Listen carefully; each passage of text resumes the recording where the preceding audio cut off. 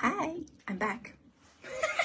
I'm back and I'm live, and I'm going to light a candle and wait around to see if anybody joins me.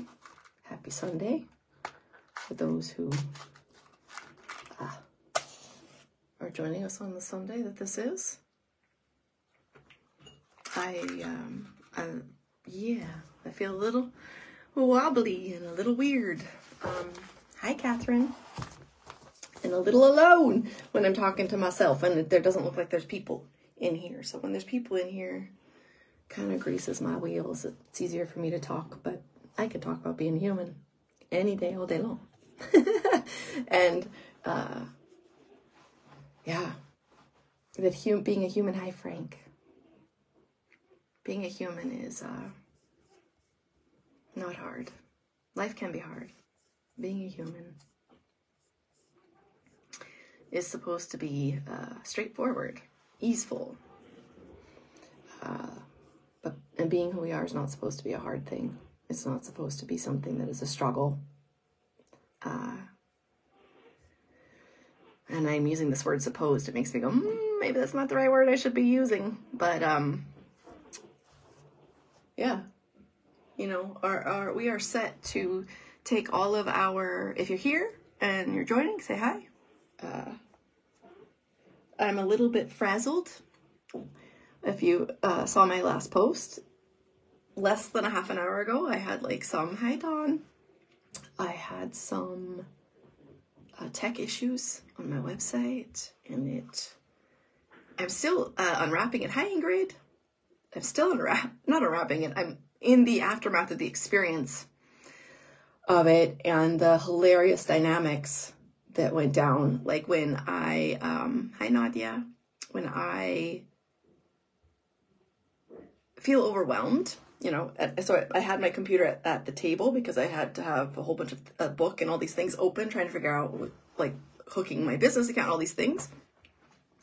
And I was overwhelmed, and how certain people in the family wanted to just come over and take the thing away from me, you know, take the computer away and figure it out for me. And I was sitting back going, I don't know. Hi, Thomas. Really fascinated by the fact that I was seeing this unravel, this dynamic. I'm like, I'm not helpless. I'm overwhelmed. Right? I'm overwhelmed. It doesn't mean I can't do the thing. I'm overwhelmed. Sorry, I'm hot. It's cold outside of this office, but as soon as I turn the light off, close the door, then it gets hot in here. So what was I saying? Oh, I'm overwhelmed. I'm not helpless. It doesn't mean I can't do the thing. It doesn't mean I didn't at all say, somebody come in and help and take this away. But it's a pattern that is apparently played out in my relationships here at home often. And I'm just still in the observation of that pattern of oh crap, you know, this is maybe a pattern that I've played out with the people that I care about, that when I'm overwhelmed, it means I can't do something. And I have exponentially grown, you know, even in the last 3 months as a human being. And that's no longer the case. I can be overwhelmed and not be helpless. I can be overwhelmed and complete a task. I can be overwhelmed and almost, you know, dysregulated and still stay on path to the things that I need to do, that are important for me to do. Like getting my business up and running so people can pay me so I can buy my groceries. That's important. That's something I have to do as an adult who has, you know, 6 dependents. I have to, you know, do the things I need to do to bring money in. And it was all new. And so I was overwhelmed. That's a side story. But it has to do with being a human is not, it was never meant to be this really hard thing to do. And yet we've been taught that it is, right? We are wired from the very beginning of our lives, from way back, to learn to live with the environment, learn to live with the elements, and it was all right in front of us. How to survive in the environment that we were in was just a part of our everyday experience with the environment that we were in. And it was a given what we needed to do to survive. Hi, Tila. It was, hunt, gather, eat, drink. We could trust the environment we were in and the waterways, and we knew how to be very respectful without being terrified and afraid of everything that was going on, and that makes it easy. Hi, Tila. I think I said it, but I say it again. And this idea that being a human is hard is a fallacy. Life can be hard. Like you could break a leg, somebody you love dies. Life can be difficult. But being a human is we are meant to be easeful in being who we are and what we are in the world, and who we are and what we are with each other. That was an easeful knowing that we all have somewhere way back, into our uralt, our ancient history of being humans, that being a human being is not hard. Life can be hard. Things can happen. But being a human isn't really that big of a mystery. It's mystical, but it's not a mystery. How to be a human who has the skill sets and the capabilities to be interdependent with other humans. So our nervous systems are naturally wired for relating to ourselves and to each other. It's nature, it's innate. It's not hard. I'm not saying that we don't have the experiences of that it feels hard, that it appears hard, that we haven't been indoctrinated into this idea that being a human is hard and we need to spend our whole lives searching outside of ourselves to find our ease in being a human being. That's not true as far as I have experienced. I just before expressed this thing where I was overwhelmed and I had to still do the thing. And in the moment that it was happening, it felt like it was hard, right? It felt like the tech was it was hard. It felt like my brain would not compute the pieces. And I had to read the articles 3 to 4 or 5 times for it to finally, hi, Marshall. Hi, Janine. Hi, Lucy. I had to read it like 5 times to make it make sense. That was hard. But me being a human being is not hard. Me approaching the thing and at the same time having the relationship with myself like, I'm overwhelmed. I'm not good at this. It's true. I'm not telling myself some bullshit when I tell you I'm not good at this. This is a limitation that I have and I fully accept. It is, I hope, a skill set I have spent many years attempting to learn. Lots of time on task. And it isn't something that is coming easy to me. It's hard. But being me, I'm talking about tech. I'm talking about building websites. I'm talking about how you connect all the things that make it work. I'm not talking about being me in all of that is easy. Being me is, hi, Kirsten. Being the human being in that is easeful. It's like, this is hard. I'm overwhelmed. I could feel like myself get a little bit flustered. And I also have lots of time on task in the skill sets I think are required for being a human, that we are no longer taught, but that are innate to everybody. That once there's been like a remembering about, oh yeah, this is what it feels like to be me as a human, it's easeful again. It doesn't mean that the work of practicing isn't hard. Any new skill can be hard. But being a human while practicing is not hard. We've been told that being human is hard. We've been given a really false narrative about what it is to be alive, really. And a lot of what I'm speaking about has come even more clear for me. I've taught skill sets for 15 years to adults. But this is, and I've talked a lot about the healing work that I'm doing with the hands-on healing work that I'm doing. But here's the background to that if you want to know about it. So for 5 years, I've been using the rock out. I'll show you what that is. I think it's easier for me to show you than it is for me to try to explain. Okay, so for 5 years, I've been working with Aturangi Maru. She is a Maori elder. Let me see, which one do I show you? Arakau. Where's my favorite one? You're all my favorite. Nobody get butthurt.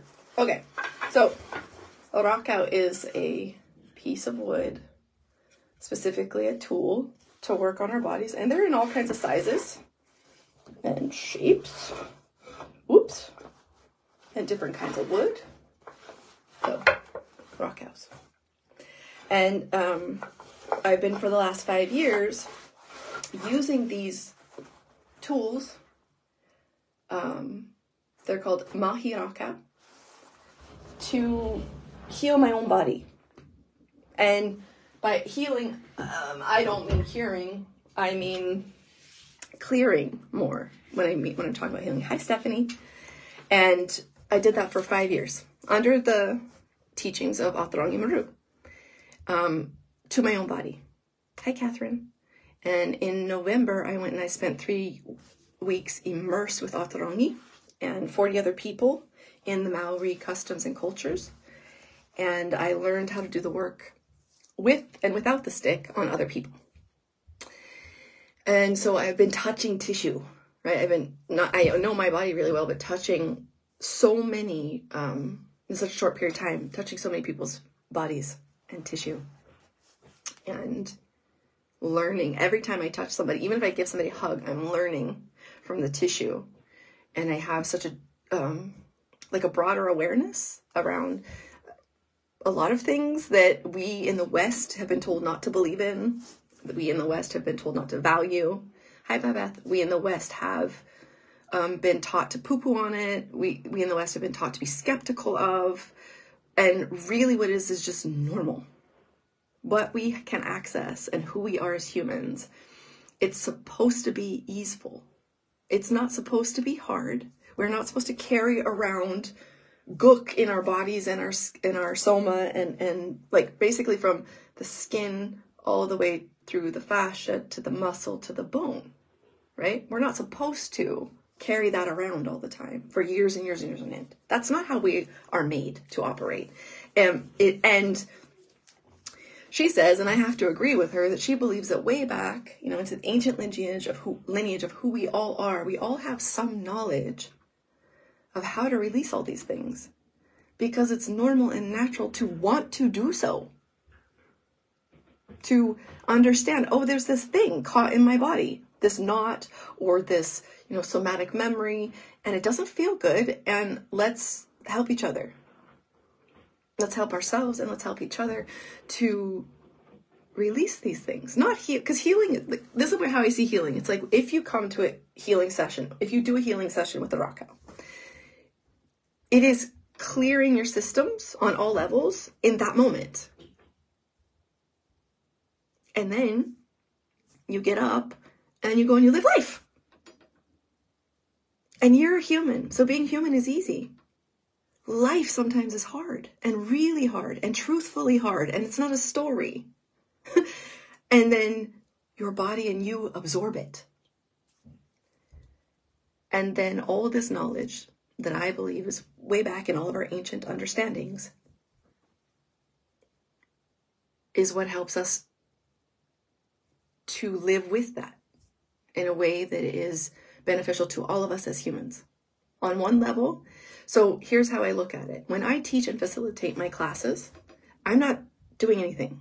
I'm giving an option, an opportunity. Here's a skill set. Here's what it looks like to practice it. But I'm not stepping into somebody else's body or somebody else's psyche or somebody else's emotions or mental processes and doing anything. Nothing. They do that. They do the work of being human. Because it is work at first until we return to the innate remembering. And then it's just like, oh yeah. Nothing spectacular like unicorns and maybe rainbows. Rainbows are pretty fucking amazing. But just it's like, oh yeah, this is every day. This is what it is to be human. And this is, oh yeah. It's like, that's a memory. And then you keep living like a human being that you are. So it's the same when I have somebody on my table and I'm working and I know where to touch. I know the tissue. I understand what I'm doing. I have a ton of experience. But when the person stands up from that table and they have gone through that experience, who's the healer? Was it me because I touched, or was it them because they were touched? Was it me because I knew the perfect spot, because I listened and paid attention to the tissue, or was it them because their tissue spoke so loud?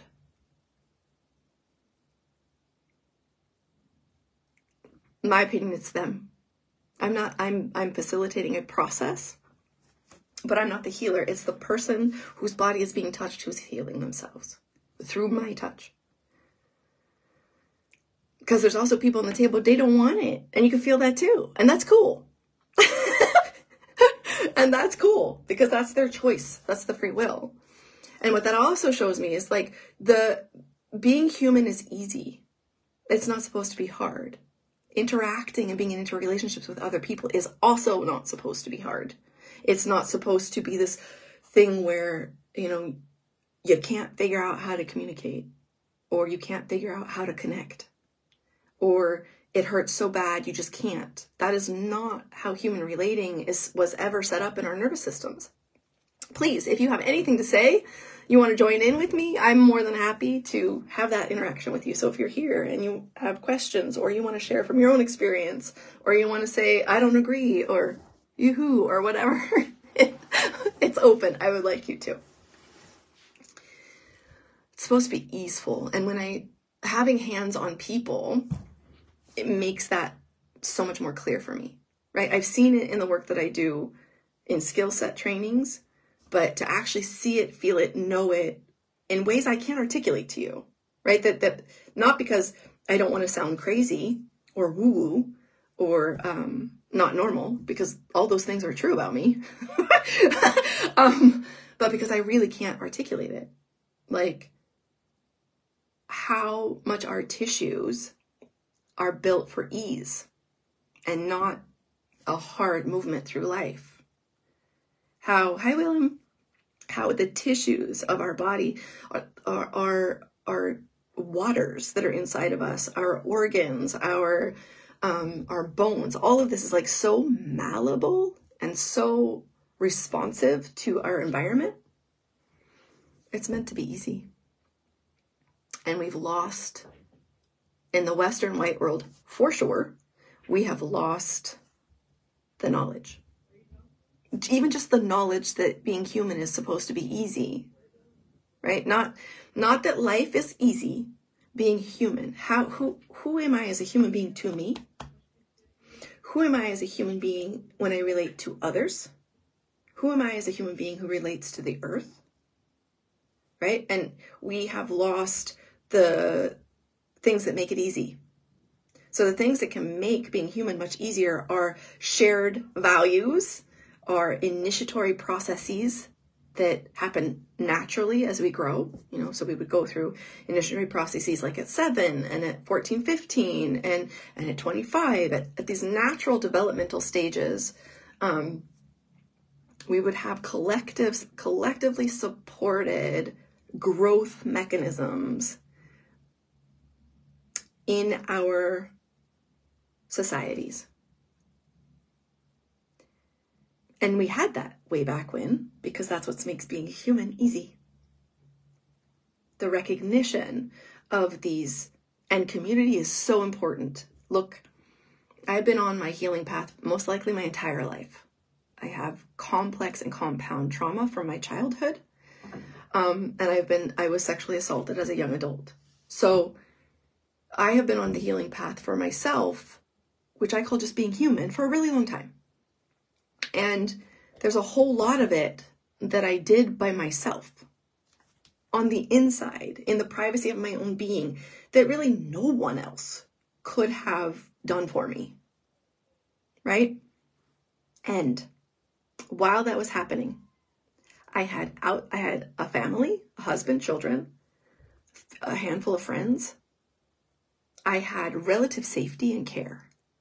And that was the community that was holding. I could not have done this without safety. like the relative idea of safety that we have in our cultures. I could not have done this without the care of the people that cared about me. So we need each other. We need other people, other safe places. We need that to heal. To do the healing work, we need to, at the very least, have cultivated an understanding that inside myself is the only safety I'm going to have. And I know that safety and I know where to go and tether to that. So now that I've had a visceral somatic experience of being in community that is healing focused and purposed, and this is the Indigenous Maori community of the far north in New Zealand in Ahipari. I don't know about anywhere else. This is just where I've experienced it. This is my teacher and her teachers. The power of healing in community and how necessary it is to get the real nitty gritty. It has to be done together. And we are wired, nervous systemly wired to be connected to each other. And in so many ways. I have a story I'll tell you. Healing happens when we touch. Yes. But depends on the person if they are truly healing, if they desire to open to the feelings. Yeah. And if you trust the environment, if you trust the person that is, or the peoples that are around you, it's very difficult to fall completely inside yourself or to completely collapse if that's what you need to do. If you don't feel that the people around you or the environment that you're in is going to not only be able to hold that, but not try to fix you.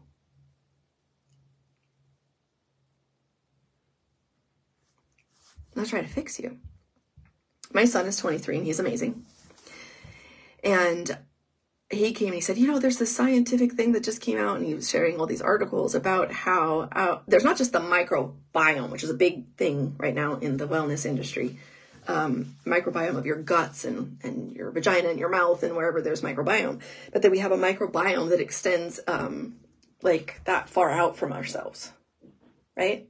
And that you literally become the person you're sitting next to, like from the microbiome.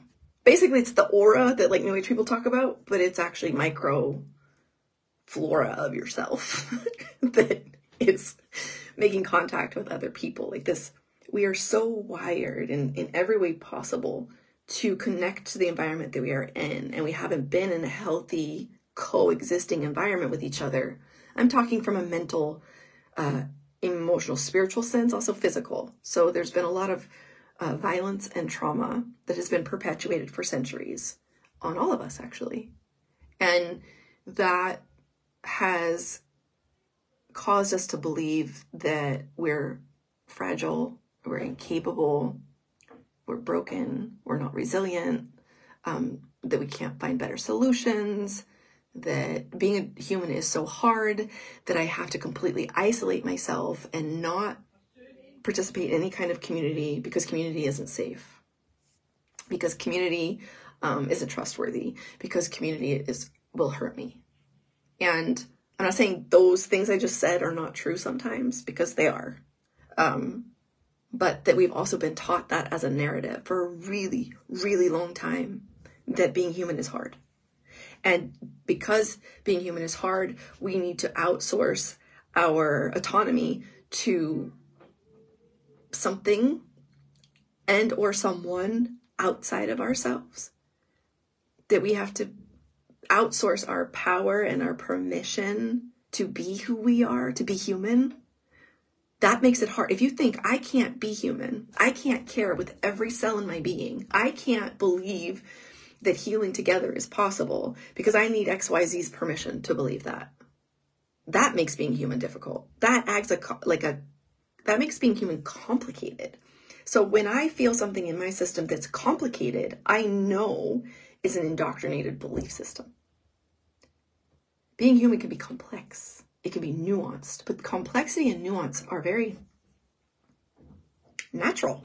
They're innate. You can feel that there's it's innate. Complicated is a Western mindset, like this colonial Western mindset that comes in and is like, no, everything must be hard, and it has to be hard. And if it's not hard, it has no value. Instead of, what if it's just really easy for me to accept my humanity? And when I accept my humanity, naturally, by default of its own, I give a shit about everybody else. I don't even have to try. Because if I fully understand my own humanity, I can't not see it in others. Now, this does not mean I want to be friends with everybody. It doesn't mean I don't have boundaries, but I don't wish ill on anybody. I can't. It's absolutely, utterly impossible for me to wish, well, other than maybe if somebody maybe stubbed their toe. That's about as far as I'm going to go. I'm like, yeah, I hope you stub your toe today. That was not a nice thing you just did to that child, at the playground. But that's about as far as I'll go. I don't want anybody to come to any grievous harm. Hi, Victoria. People I don't want to ever have in my life, I still want them to have food and water and safety and shelter and people that they love and that love them. I want that for everybody. I want that for everybody. So being human is not hard. Life can be hard. And we have not been taught how to navigate being human and the hard things that life can happen in life. I don't have control over my life at all. I know that's going to shock some people.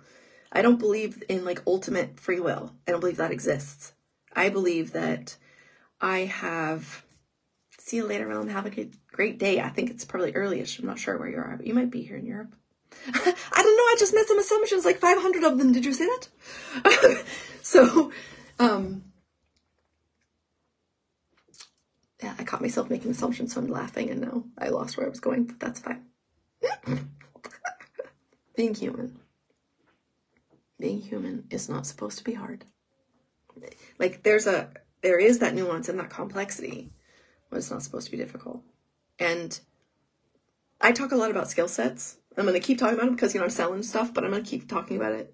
I'm not going to tell you guys can go buy it if you want, but I'm not going to sell it actively here. But I talk a lot about skill sets because that's what I've been doing for a long time. So skill sets to me are things that once you have learned them, 80% of the skill sets that you learn will fall into the background of your knowing, right? It just is a silly example. Do you remember how you learned to wipe your butt? I don't. You might. Hi, Vicky Lynn. I don't remember. But somewhere along the line of my life, I learned how to wipe my butt. And it was a skill set that just kind of falls into the back because I just know how to do it, right? It's not something I have to think about anymore. I don't have to go, hi, Daniel. It's not like I have to go, how do I do this? It's not difficult. But there was a point when I was 3 years old, and I was being taught or not, I figured it out how to wipe my butt. But now it's in the background.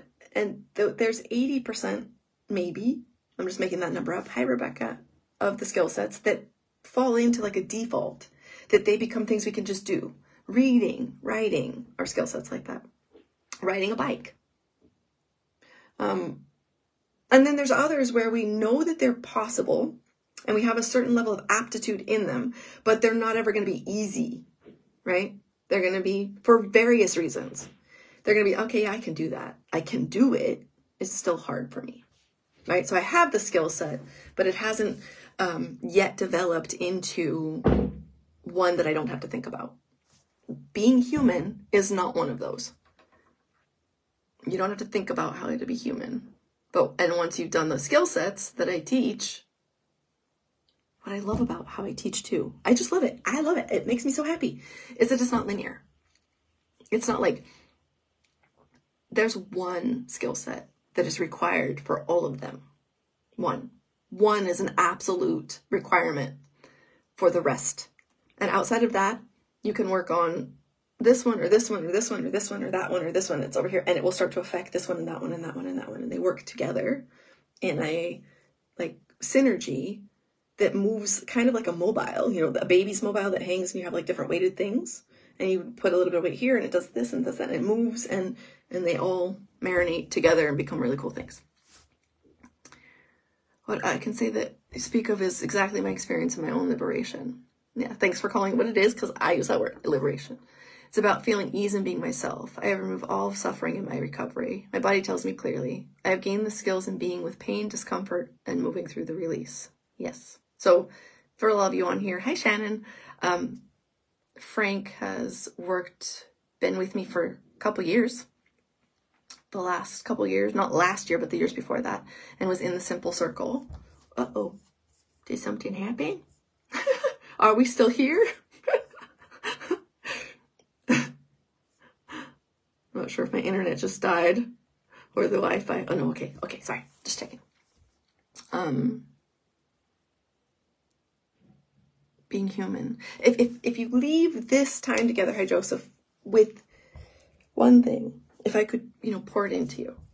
I'm going to tell you what that skill set is. I just realized I had kind of zoned out, but I will tell you what that one skill set is.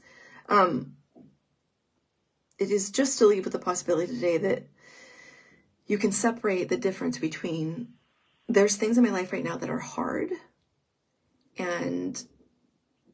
but me being myself is not one of them. Being a human being is not hard. Life and the things that happen in it can be and are often, but being a human is not.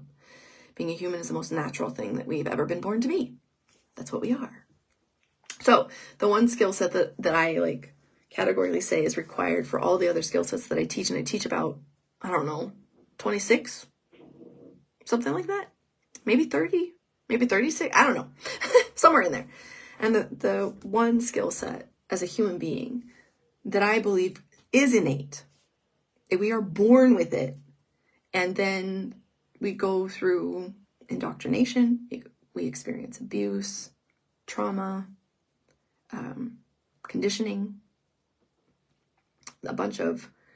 we learn to think in a certain way, we are taught to think in a certain way, and that thinking separates us from the awareness of this skill set. And if a child grows up in a healthy dynamic of interdependence and individuation and all of those things, it just stays intact. So it is never, for that child, does it ever become something they have to think about, reinitiate, or practice, because it simply is. And it's a skill set that I call care.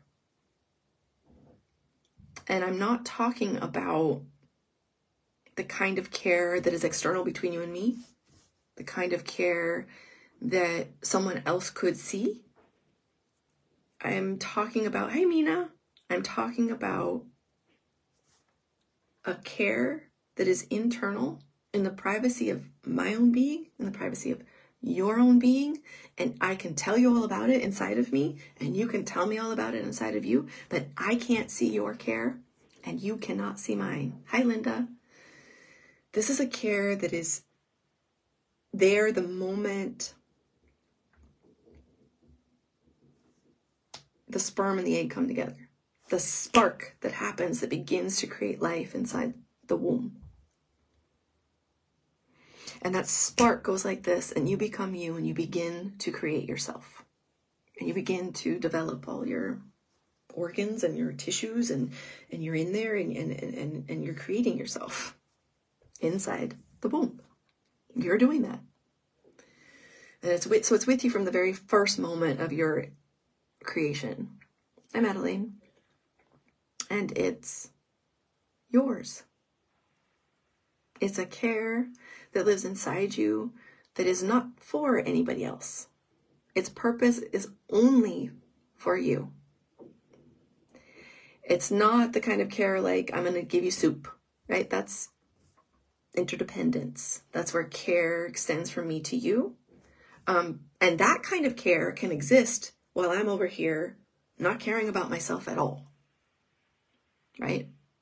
We've been taught to care for others, and I was taught, a lot of people I know were taught, to make sure that externally I was caring about everybody else's emotions, physical, all the things. Care about other people, make sure that other people see that you're caring about them, make sure that you're making a big deal about caring about other people, and don't ever be selfish. Don't ever be, hi Victoria, don't ever put yourself first, and certainly don't care about yourself more than you care about others.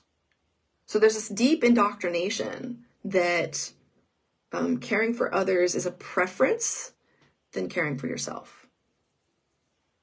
That makes being a human hard. Really hard.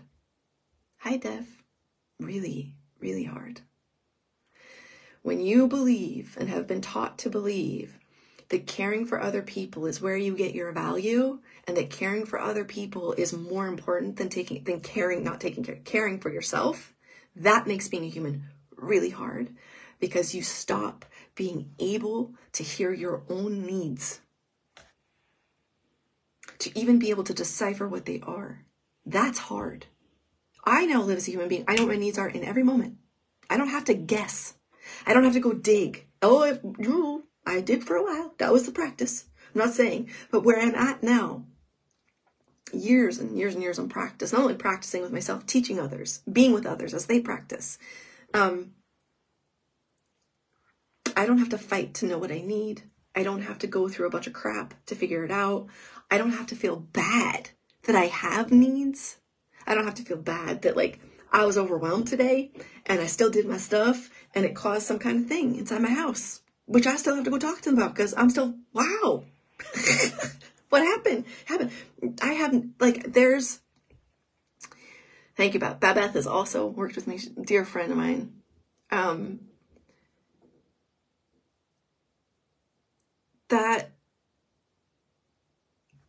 What makes being human hard is when we're walking against the innate nature of being a human being.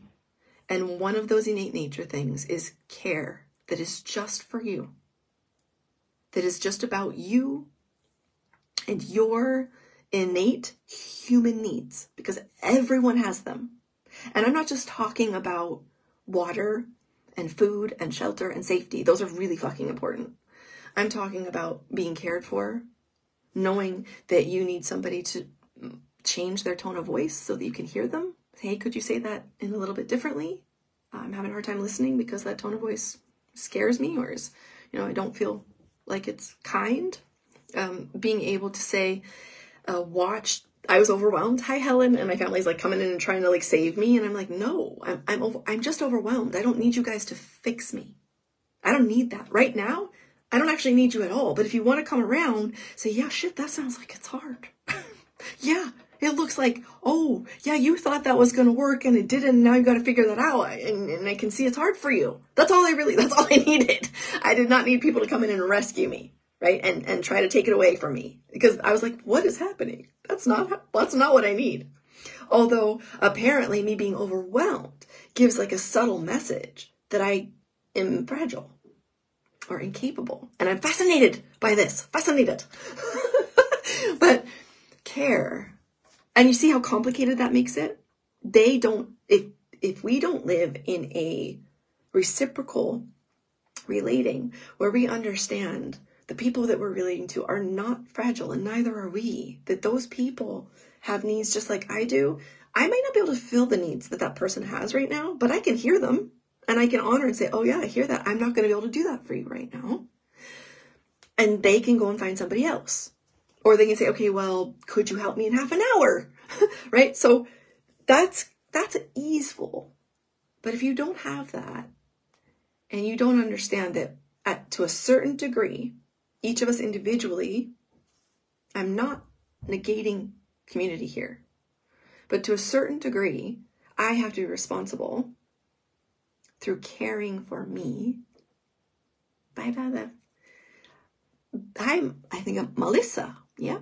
I am responsible for caring for me on the inside, for my needs, for my feelings, for my emotions, for my thinking, for my tone of voice, for how I communicate. I'm responsible inside. And when I care for me at that level, and I kind of reprioritize this care, it becomes innate again. It becomes just, oh yeah, I care for me. And when I have that, my yeses to other people and my no's to other people are like, I don't know, a bajillion times clearer, right? When I say yes, I mean it. When I say no, I mean it. And I'm not messing around.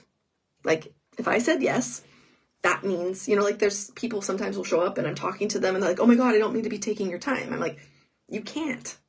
You can't take my time. I decide what I do with my time. I decide where I put my presence. I decide if I'm going to spend time with you.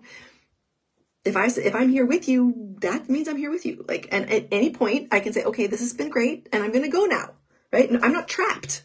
by anyone to be able to walk away when I'm done being present. I don't feel bad for me, and I don't feel bad for the other person. All of that stuff complicates being a human being. That's what makes being human hard. When you're not being human, when you're trying to fulfill a role or live up to an obligatory indoctrination that says, this is what it is to be human. What it is to be human is to sacrifice yourself completely, which is not true. Or what it is to be human is to not give a crap about yourself. What it is to be human is to never listen to your needs. What it is to be human is not to say no ever, especially to certain people, especially maybe like to people that are in authority roles. When we are indoctrinated to believe that we need other people's permission, being human is hard. When we realize I only need my own. I need my own permission. And there might be things like legal documents and things because we live in that I need to go get permission for, but I'm not talking about that. I'm talking interpersonally, right? I don't need permission to say no thank you. I don't need permission to make changes in my life. I will need to have conversations with the other people in my life if the choices I'm making are affecting them. Like if in this household, there's 6 permanent living members and 2 people who come and go. And that's a lot of people. And so if I all of a sudden decide I'm not cleaning the bathrooms on Tuesday, because I'm not doing that anymore, I have to tell people I'm not cleaning the bathroom. Communicate, right? Or I'm not going to do the grocery list anymore. Somebody else has to do that. I'm not going to do the meal planning. Then those are conversations. I can make those choices, but I have to have conversations. I don't need their permission, though, to make the choice, right? I don't need anyone to give me permission to make those choices. I can make those choices, and then I can communicate with the people that I'm at. And that's easy. That's easy. That's being a human is easeful, right? All indoctrination, especially in the Western white world, has not taught us this. They haven't taught us that being human is supposed to be an easeful experience.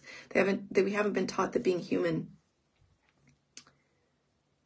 is what we were born to be, really. And we've been taught the essential things that make us human are the things that are wrong about us. That's a whole nother side. The essential things that, like caring for ourselves first and for others, reciprocity, integrity, transparency, honesty. We've been taught that those things are like not possible.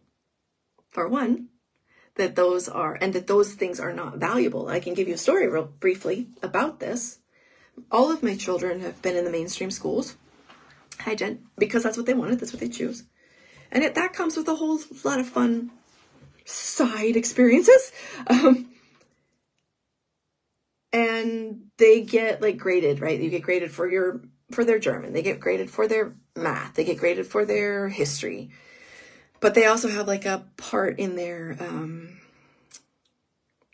Zeugnis, the report card that is like social competence, right? How well you work with others, all those things. And all of my children excel in that area. All of them. But that shit doesn't matter. Hi, Jojo. Like, how well do you work with others? When others are struggling, do you step in and help? How helpful are you? How empathetic, how courteous, how communal, this like social competence thing on their report card. Their teachers have up and down.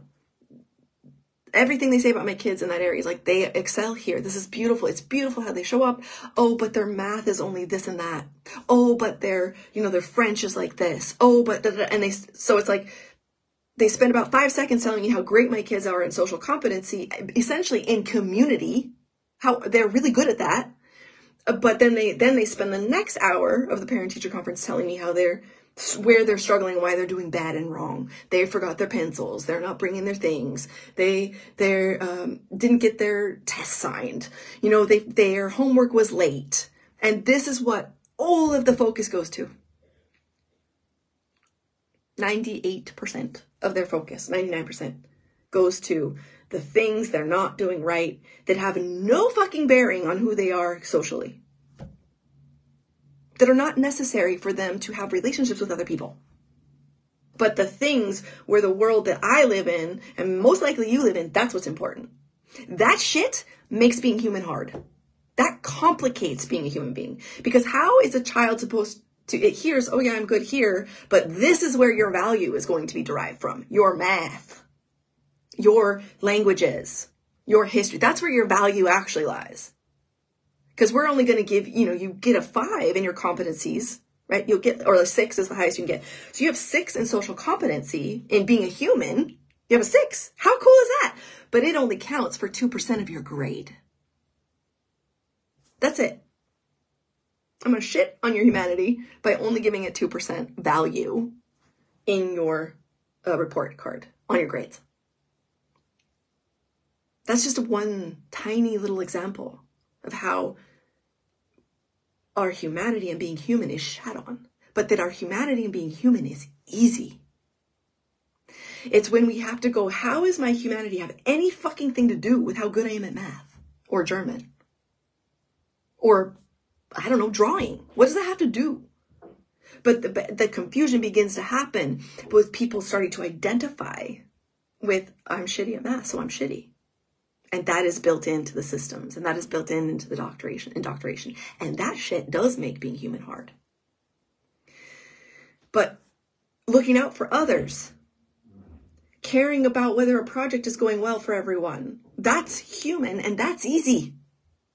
That's coming to most children, not just mine, innately. It's coming to them to care about if their classmate is crying. It's coming to them to care about if they're good at math. I'm going to help my person that's sitting next to me on my bench with math. It just happens.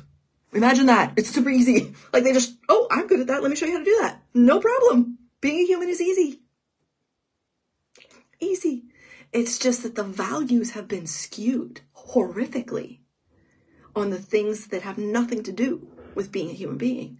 And that complicates things. But being a human is easy.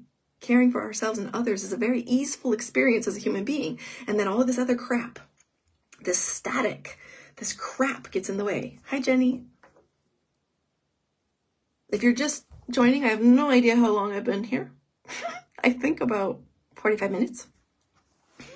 And I've been talking. And I appreciate your presence here, even if you're not interacting with me, matters to me. So I'm just glad that you're here. And if you are here and you have anything you want to share, you have any questions, please do. Please do. I'm categorically not saying that it doesn't sometimes feel like it's hard to be human. And it is because of the story I just shared, not because it actually is hard to be human. The things that we are handed that are legitimate and true hardships in life, those things are hard. But being human is not. We've been taught a giant fallacy in this area. Being human is natural to us. It's innate. And there are many things that have been placed in our indoctrination and our education that have skewed that and made it very complicated. And we have to unlearn it. And when you unlearn it, it becomes normal again to you to live as a human in ease. As in, life, shit happens. Shit happens. You get overwhelmed. You're going to get stressed. You're going to have bills you can't pay. You're going to lose people that you love for all myriad of reasons. You're going to lose jobs. You're going to go through huge transitions. You're going to get divorced. You're going to get married. You're going to go through all these things, and they're going to bring hardships, but that's life. As a human being, I can navigate that when I understand and live deep inside my humanity. If I don't know or have been led to believe that I don't know how to be human, life is hard.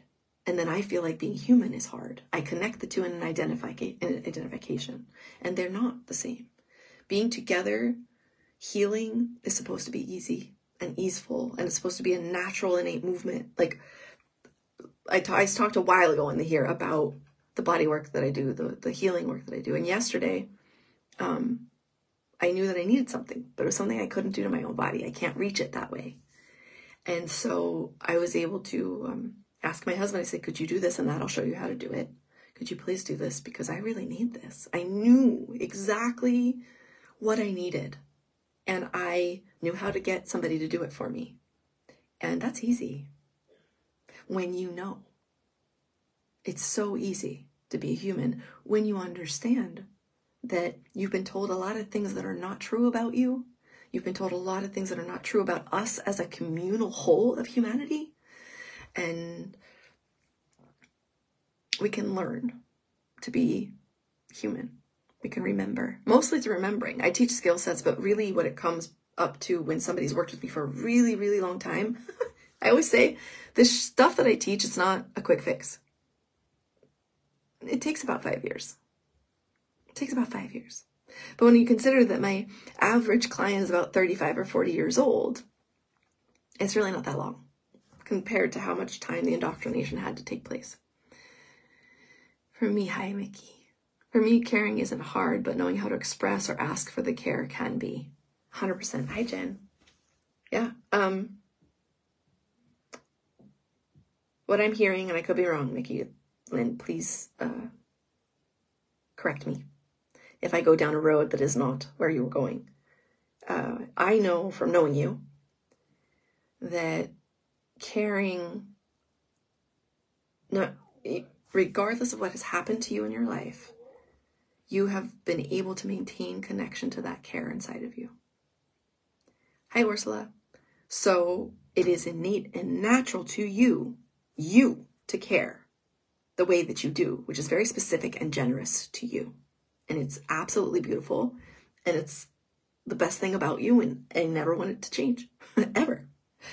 The part about not knowing how to express or ask for care can be difficult because we are not living in households, in relationships, in community with people who have that same awareness and understanding of what care really is.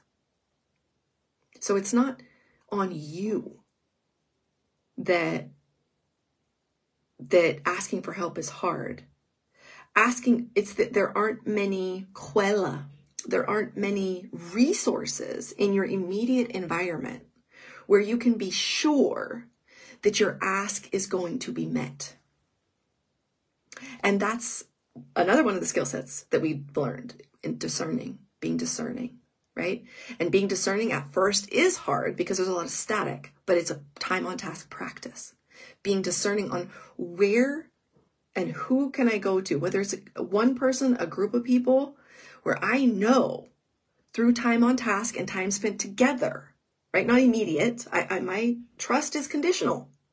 I extend my trust. For me, I trust myself 1,000%, but I extend my trust to other people slowly over time because that's how trust is built that's how interdependence works, right? I don't just freely give you my trust. That's not logical in the reality that we are all living in right now. That doesn't make sense. That's just the truth. And so the skill set of discernment comes in, which is the practice of being able to discern, is this a place that I can ask for this and know that if they can't meet it, they're going to be kind, considerate, and integral in their response.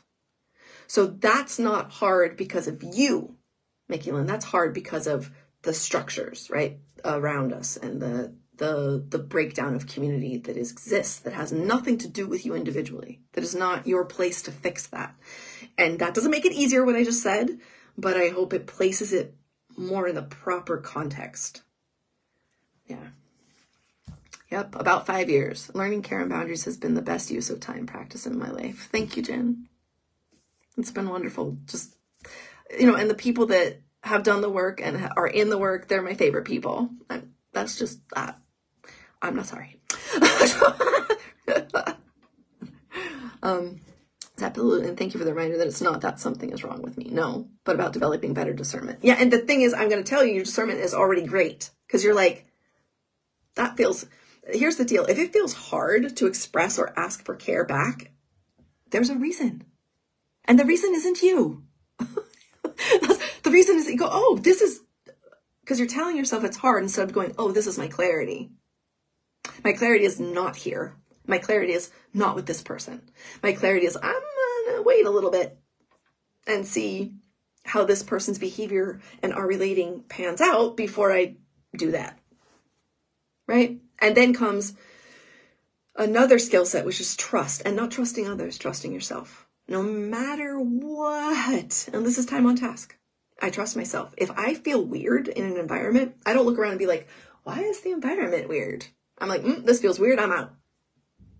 Right? I would rather trust myself 1,000% and be wrong about somebody else or something than not trust myself. And that's just been like a category boundary that I'm just like, I'm trusting myself no matter what. I can make a decision. I can never know the outcome, right? So I can maybe make the choice to extend the trust to somebody, right? I'm extending this trust to that person, and the person acts like I didn't expect them to, or does something that I don't find integral. And then I get to choose again. It doesn't mean I fucked up the first time. It means I extended that. I didn't know it was going to go left. I didn't know they were going to go that way. Now I know they're going to go the way. I make a different choice. I could make a choice that like just completely goes sideways, that I have no control.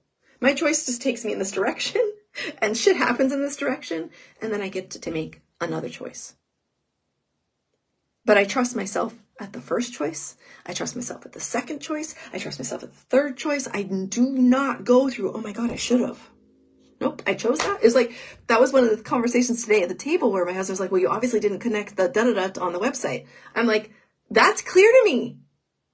That's not very helpful. I understand. Some dots are not connecting. I get it. But telling me that doesn't help me go forward. Right? Because I'm like, I'm already past that point. Yeah, I made that choice. I didn't connect the thing. Something's wrong. And I'm making new choices right now. And I'm, propelling myself forward with those new choices. I can't get on myself for the fact that I didn't do it a month ago like I thought I did. A month ago, I thought I did it right. I didn't. And I had a whole lot of stuff to work out. But that doesn't mean I was wrong in the choices that I made a month ago. I thought they were the right ones. They were not. And so it's not necessarily better discernment. It's trusting how you're feeling to not give that person ask for that care from that person, that you're already deeply in the discernment at that point. And that then you add trust. So discernment is married with trust, trusting yourself, trusting like, this doesn't feel right, and move. Right? The hard part is if you don't move, if you are telling yourself I'm wrong, that's hard. What's easy is going, I might be right here, and moving away, living your life, seeing how that pans out, keeping that at a distance until you know for sure that you can lean in there, right? And sometimes you're going to lean in and you're going to get ouchy. That happens to me often. And I'm like, oh, all right. But that ouch is not because I did something wrong, right? I've learned also because of who I am, how I think, how I operate. Where I would be blindsided in my life is that I would think that everyone else thinks and functions the way that I do.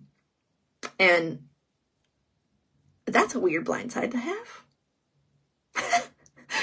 I just assume people are not nefarious and have skill sets and things like that. And so I don't assume that anymore. I simply sit in, I know exactly who I am. I know exactly how I'm interacting. I take full ownership for everything of my communication. And I watch the behavior of other people. And I extend my trust accordingly.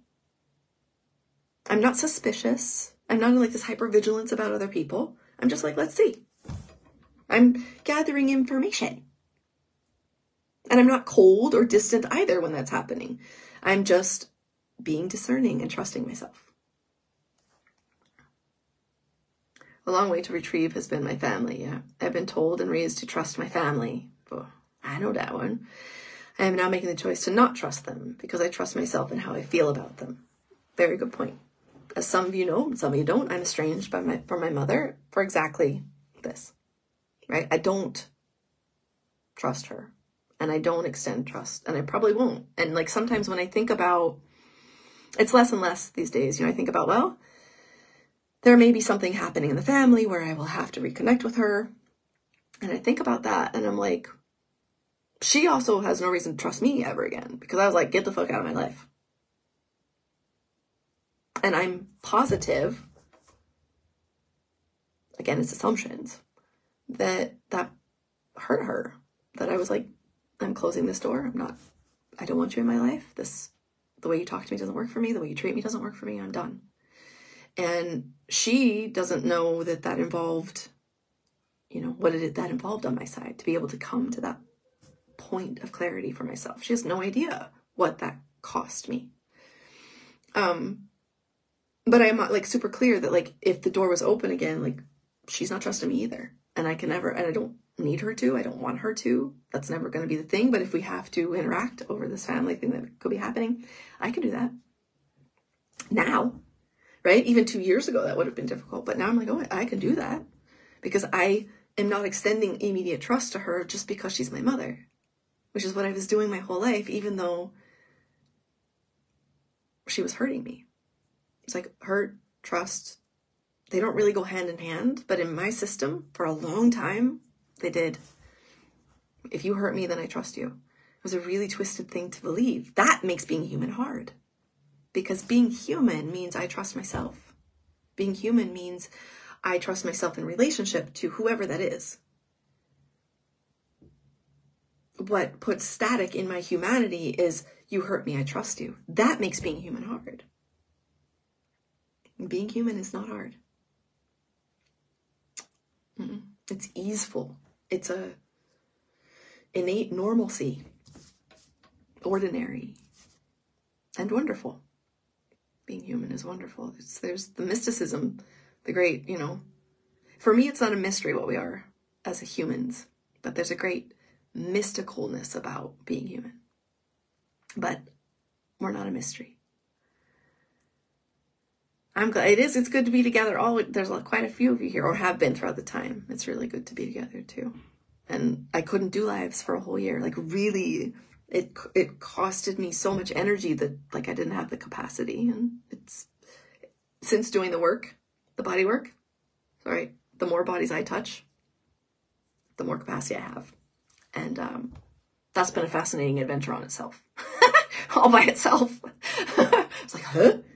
But we're taught in the lineage that I've been taught, and we're taught how to use our bodies so efficiently.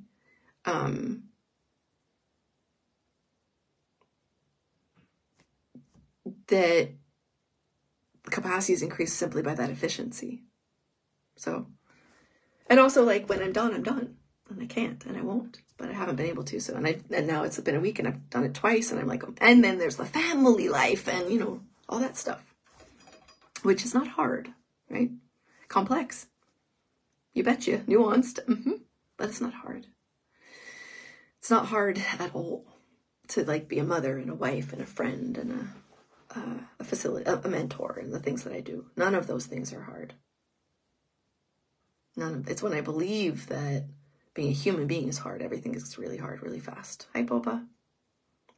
And I'm just, if you're here and you have questions or you want to focus on something, I'm going to be here for 10 minutes. I might talk again, I might not. I feel like I've kind of come to the of being human. It's supposed to be easy. Healing is supposed to be easy. Maybe easy is not the right word. It's supposed to be easeful, right? There might be pain involved in healing. At least there has been in my experience. But it's not hard. It's not hard. When you're choosing a healing path and it's hard, stop. I'm not talking about the hard things that we have to do, like pay bills, or those things, but in the healing, whatever healing path you're on, that's my recommendation. Of course, you're all adults and you can make your own choices and do whatever the hell you want. I will not judge you. My recommendation is just, if you're in a healing process and it's hard, stop. I talked about this in the last life about clarity. If I don't have clarity, I just live my life. I don't like bang my head against the wall trying to get my clarity.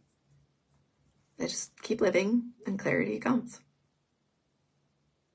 And the skill set around clarity that I worked on for a long time was closing the liminal space. So going from clarity to action, right? Because I think and believe that we all are clearer than we think.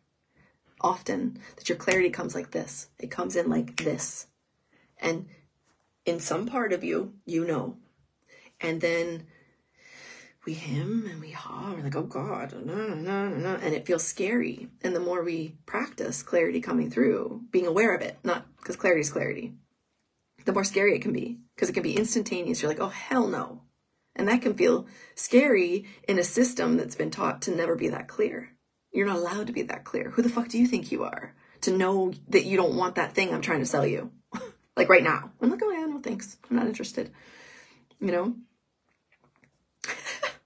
That clarity, that deep, deep inner clarity that doesn't need anyone else's permission. And it's easy.